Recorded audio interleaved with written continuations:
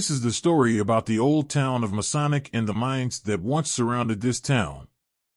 Masonic is located in the northern Mono County of California. The town itself is only a short distance from the old town of Bodie. This is high elevation country with the town and mines sitting around 8,000 feet.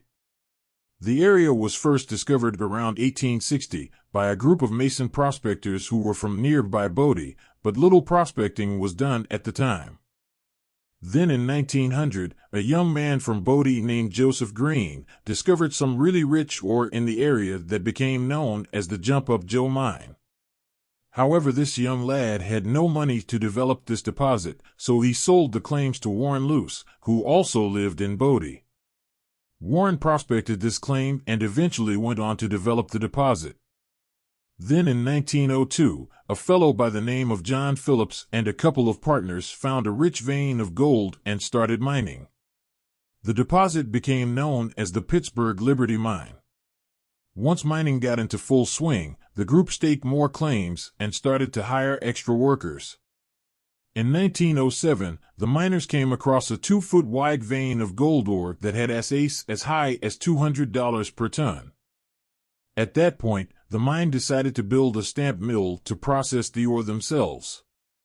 Up until that time, the ore was loaded on wagons and hauled over to the mill in Bodie, but that was expensive, so having a mill close made sense. The tin stamp mill could pound out 30 tons of ore a day. In 1908, a cyanide plant was built so the mine could work the tailings. A few years later, a small tram was built to bring the ore down from the mountain. Because there were other mines located in the same area, each mine had its own settlement of houses. There was a lower section of houses and a middle settlement. Eventually, these two settlements merged with the main town to become what is known as Masonic. Lower Town had a hotel and a couple of saloons, while the Middle Town had a butcher shop, a general store, and a hotel. Soon the roads were built up and regular stage traffic was available to Wellington, Nevada. They also built up roads heading to Bridgeport, so lumber for the mines could be brought in. Then in 1909, there was another rich gold discovery about 4 miles away. This deposit became known as the Chemung Mine. By this time, there were several mines working within a 12-mile radius of Masonic. With the Pittsburgh Liberty and Jump Up Joe mines being the most prominent, there was also the Sarita, True Friend, New York, and Red Rock mines. By this time, there was close to 1,000 people living and working in Masonic. Unlike many towns of this era, Masonic had no churches or brothels or gambling houses. Just a dance hall and a few saloons. Life here was relatively peaceful and quiet. By 1911, the ore started to run out and mine production began to fall.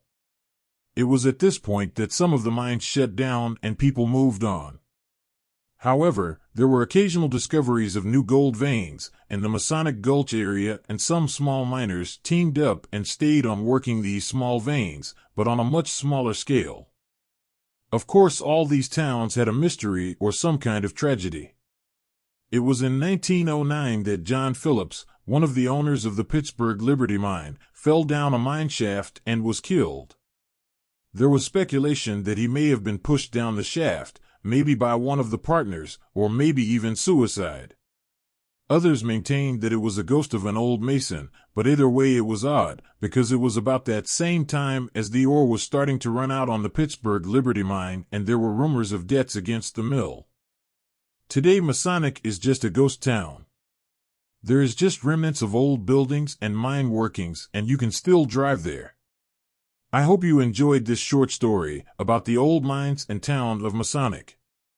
Please like, share, and subscribe so we can continue to bring you more old lost mine stories.